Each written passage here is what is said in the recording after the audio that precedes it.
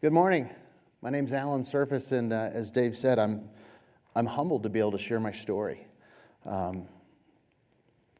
Things that I learned that I didn't know that I learned along the way. And so I simply want to jump in. I think my story hopefully is relevant today as it impacts a lot of people today, whether they know it or not. So essentially, I'm going to tell you a little bit about my story and my enterprise journey. Started in April 4th, 1990, out in Southern California. I was living in my brother's couch and had the opportunity to start with enterprise. And one thing that really intrigued me about enterprise is they showed me a map very similar to this and said, this is the path you'll be on. This is how you grow within our company. And that gave me great comfort, knowing I knew what I needed to do. Also, the company shared that they are going to help me at each level to get to that next level of opportunity. So I loved the environment. I was a hard worker. I was very humble, but I jumped on board and I rose through the ranks. And at Enterprise, it was all about how big your branch was. And I was down in Mission Viejo, and I was running a branch of 225 cars. And the Orange County Airport opportunity came open, and it was unique because it only had 175 cars. And I was probably the only dumbest guy in the room that basically raised his hand and says, I want to take that opportunity. Everybody kind of looked at me like, that's a smaller branch. I said, but it's a unique opportunity. And at the time, we treated the airport branch like every other branch in the country. We were open Monday through Friday, 7:30 to 6, and open Saturday, 9 to noon, and closed on Sunday. That's not necessarily the way to treat an airport operation. So I went across the street, I went to the airport authority, and I found out a couple pieces of information. I found out half of the arriving flights arrived 1 hour after we closed. I'm not that smart, but I figured if we could stay open an extra hour or two, I could basically double the opportunity.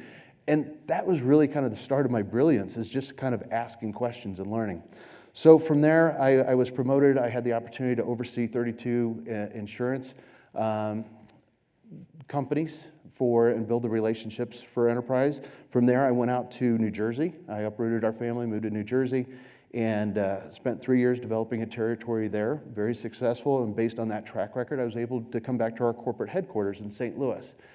And the opportunity I had there was to spend and really develop our dealership segment for the company, which at the time represented about 13% of the company's revenues. So it's a very unique opportunity, but it was also a unique opportunity for me to interact with some of the greatest leaders in the company. Based on that opportunity, maybe I was just at the right place at the right time, but I had a unique opportunity to help assist in pioneering the fourth division within Enterprise, and that was the commercial truck division.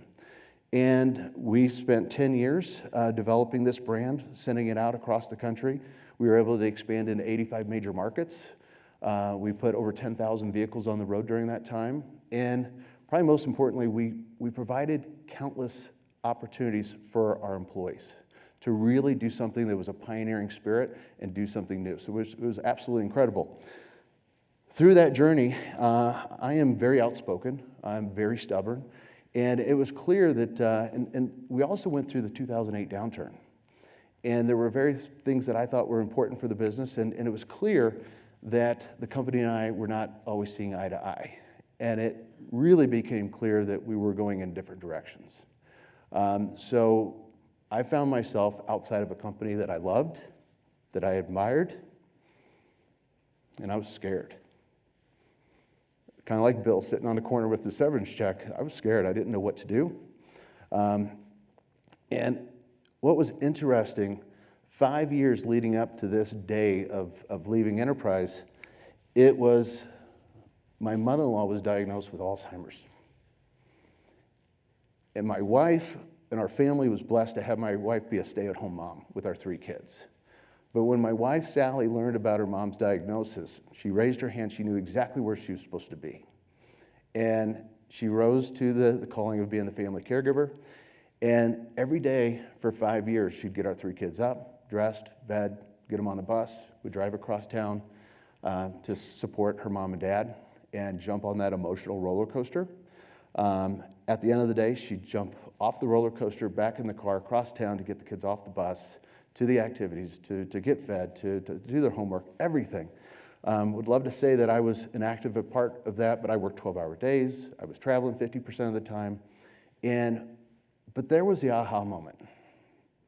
The aha moment is, what if we could take everything that Sally had learned over those 5 years as a family caregiver, take everything I had learned at Enterprise, and really do something unique. And I did not feel I was well equipped. When I left Enterprise, I felt the only thing I know how to do is rent cars and trucks. That's all I felt equipped to do.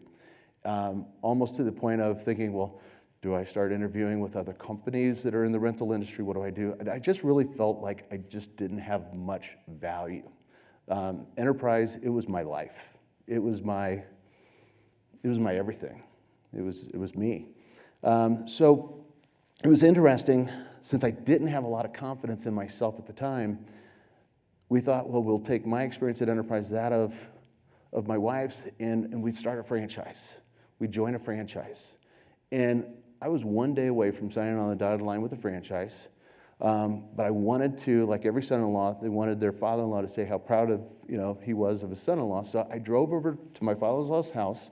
I sat on the porch here with my father-in-law, and I told him that we were going to start this company in honor of his wife that we'd lost to Alzheimer's. And I expected him to say, "I'm proud of you, and you're going to do great." It's not what he said. He looked at me and he says, "I thought you were a businessman." And I said, "Well, Mr. Walker," I said, I know business, but I don't know anything about this industry. We want to take Sally's experience, my experience, and that of the franchise, and we could really hit the ground running." He said, "That doesn't make any sense to me. If you know how to run a business, why do you need someone else to tell you how to run a business?" It's not what I wanted to hear. I left the corner. We always called, the Walker's house on the corner. I left the corner, I drove home, and I was so frustrated. And I talked to my wife about what her father had said. And she looked at me and she goes, "Well, Alan, my dad's right. If this is something we're called to do, we should do it on our own." So wasn't easy, but we started our company. And we went out, we found a blueprint of how to start a home care company. Literally page 1, read through it, says, okay, we got it. Nice thing about having a blueprint, I knew I could tear down the walls. I could expand. I could add a second level. I could do whatever we wanted to do. So armed with this information, my wife and I, only two employees in the company. It was different for me having teams. If there was ever a problem, I just pulled in a department or a team to get their wisdom. But it was just my wife and I.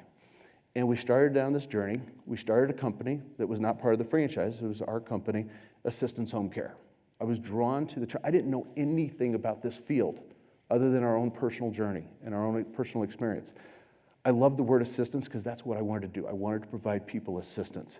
The fact that my name's Alan, my wife's name's Sally, and our last name is Serfas, they just happen to have our initials in the name, I thought, well, this is destined.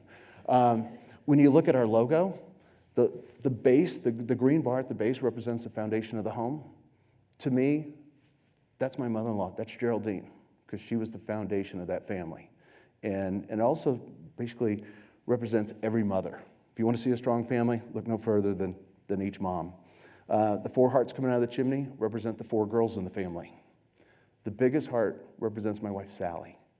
But it also symbolizes every family caregiver, because I don't care if there's 2 people in the family or 2 kids or 10 kids. There's typically one, in my experience, that does the lion's share of providing care and support through the aging process for their parents. So with this, really, there were so many things I didn't know that I was exposed to at Enterprise.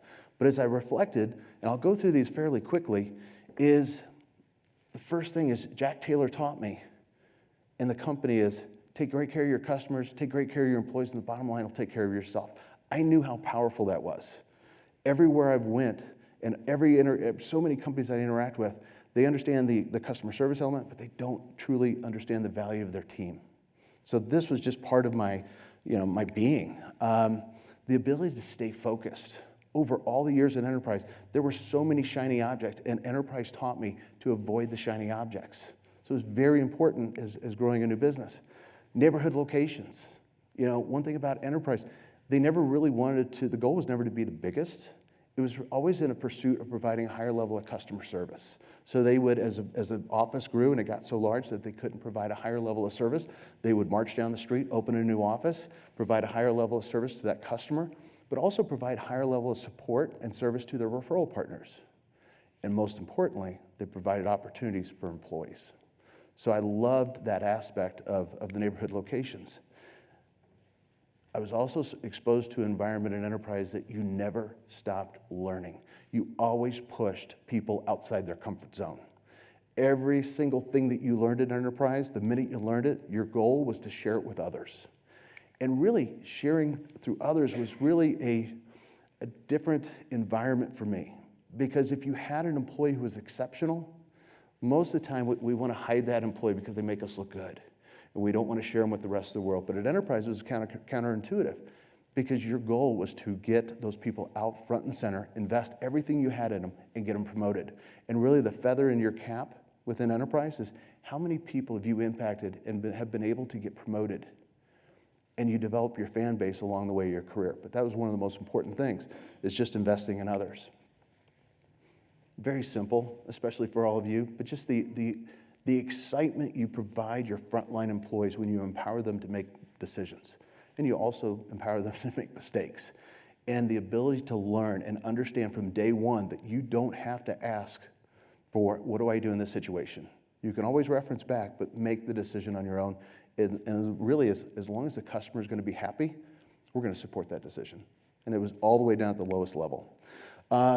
Enterprise exposed me to essentially the cycle of service, breaking down each interaction we had with the customer. So there's 8 moments of truth, and we refer to each of these steps as a moment of truth, where we could either positively or negatively impact the customer's overall rental experience. And we couldn't do a job at most of these moments of truth. We had to do a great job at each and every step. And so that's just that whole cycle of understanding how do we interact and how do we make every interaction with our customers special. And essentially, I won't go into too much detail here, but enterprise taught the fact that this was essentially, while it was enterprise rent-a-car, every time I walked in, it might as well said Allen's Rent-A-Car. I felt such ownership and such pride that was instilled, and I was exposed to so much I didn't even know, from the high commitment to customer satisfaction to just literally, we practice open book management. I had full P&L responsibility, visibility. I was responsible for negotiating leases. I mean, things that were just unheard of, but I had the opportunity to participate and learn. The other thing is that enterprise taught me is to celebrate your victories. Work hard, play hard. At every opportunity, there was another milestone. We celebrated milestones. Everybody knew what the last milestone was, what the next milestone we were shooting for. Everybody participated in that, took great pride in it. But also, enterprise understood the value of essentially amply compensating our team for their successes and achievements. So over my 21-year career, I was amply compensated for my successes and achievements, and it was wonderful. Another thing that I think is really important that I didn't know is the fact that people within enterprise, let's face it, we all want to promote the people that we like. We want to promote our friends, the people we like to hang out with. But at enterprise, it was different, because at enterprise, they taught us that, if somebody wanted to be promoted, they had to be successful with a balanced scorecard. They had to be successful in these 4 core areas. And essentially, you had to be at or above company average in growth, retention, profit, and customer service. You could be killing it in 3 of these categories, making a ton of money, making a ton of profit for the company, but if your retention was 1 point below company average, you were not eligible to raise your hand for a promotion. And it ensured that everybody, all future leaders in the company, would understand that you have to be good in all 4 core areas if you want to have scalable and sustainable success. So, brilliant. So when I looked at our business, some of the lessons that, that we've applied along the way, number one is, I knew that what made enterprise special was their culture, but most importantly, it was their people. So when we started our company, we thought, well, we want to have that. It wasn't about the cars that enterprise rented, it was the people. So we wanted to do something similar, so my wife and I sat down and we developed, what does the perfect Cure Pro look like? What does the perfect employee look like? And we came up with 8 core characteristics of our employees. And we didn't settle. We needed our team to possess these 8 core characteristics, which actually developed into and evolved into our core values. And then we developed a 16-step recruiting and hiring process to make sure that we could evaluate those steps along the way. Really helped us, and I think one of the most important decisions that we made is who do we want on our team. Also, Enterprise is known for having a fantastic management trainee program. And they essentially want to take an employee from 0 to 6 or 9 months and really give them the tools to understand what a successful rental branch looks like. We wanted to do the same thing. We created a program called Steps to Success, and it really is helping ensure that every person who comes on board with our company understands what it takes to be successful. What do they need to know to provide them that strong foundation to support their career growth within our company.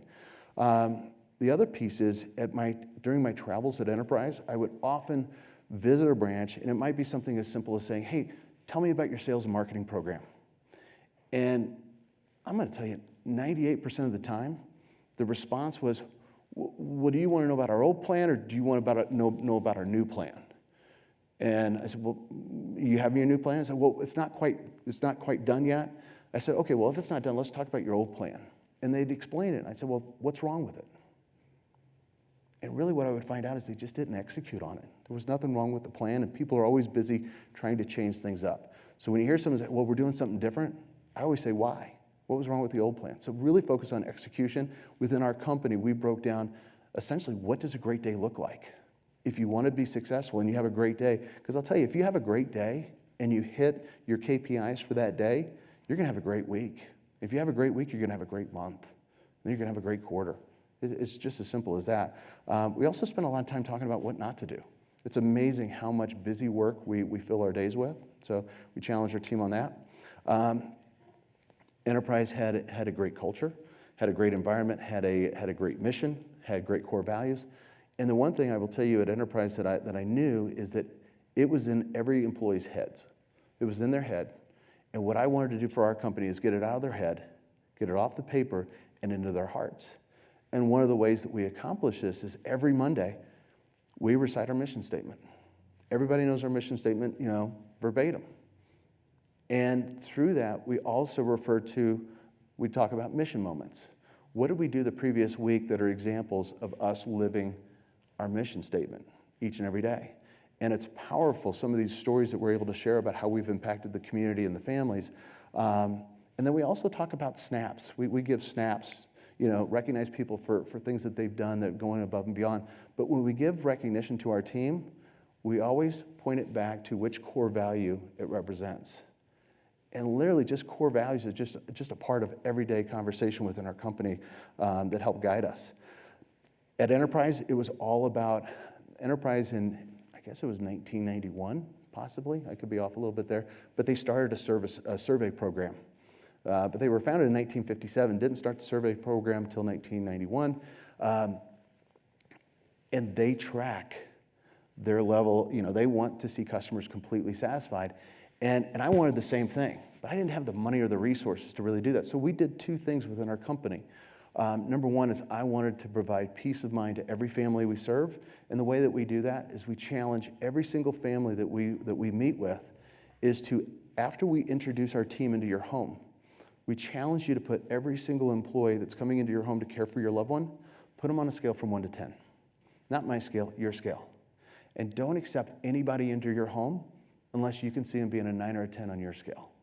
Because if you don't have that level of confidence, you're never going to have the peace of mind to be able to leave mom and dad alone. So that was very important to me. The other thing we did was quite simple, but we told every single family, if there's ever a day where you feel we didn't do a wonderful job for you and your family, know that you can call us within 24 hours of that visit. There'll be absolutely no charge for service that day. All we're going to ask is what happened and how do we make it better for tomorrow? Very simple, but it allows us to adapt on a dime to meet that customer's expectations. And it's all without a survey process. The other thing is Enterprise taught me is to continue to invest. I know yesterday we talked about, continue to take your retained earnings and reinvest in the business.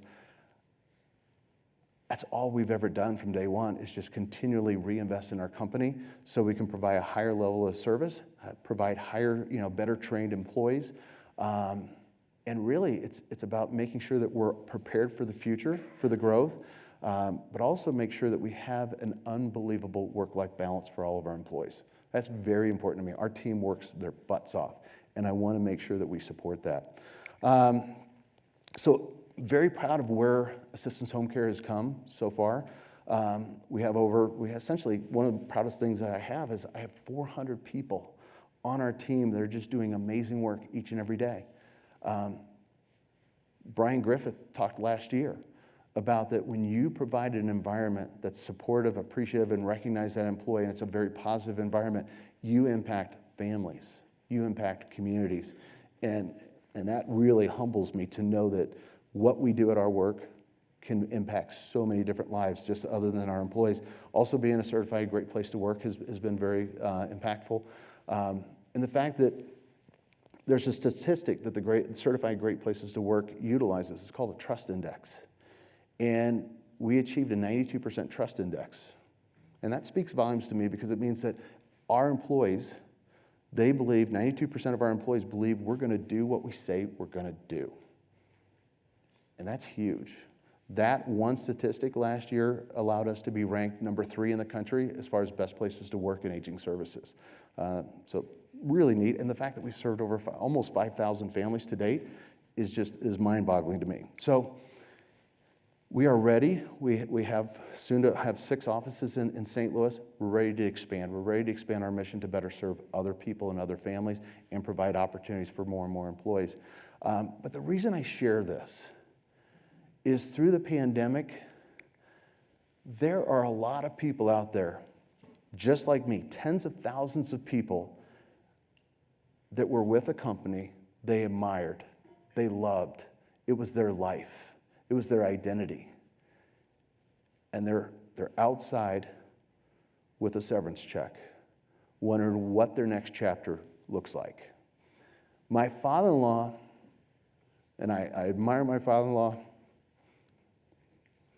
that morning he could have told me, Alan, I'm proud of you. You're going to do great. And I would have been stuck in a job with a franchise. He told me, he didn't tell me what I wanted to hear, he told me what I needed to hear. And I think there's so many people in this room and on this, in this community, that whether it was you, your parents, your grandparents, they started down that path. They were scared. They didn't know if it was the right thing to do, but they took that first step. And there's so many of your family and friends and people within your network that have an idea, have a great background, things that they don't even know. If they're like me, they're scared. They feel like they don't know anything other than what they've been doing, for the last 15, 25 years. You can inspire them. You can let them know that they could be the Evergreen company of the future to do great things. Because I know that was my experience, and I appreciate you allowing me the opportunity to share mine. So, thank you.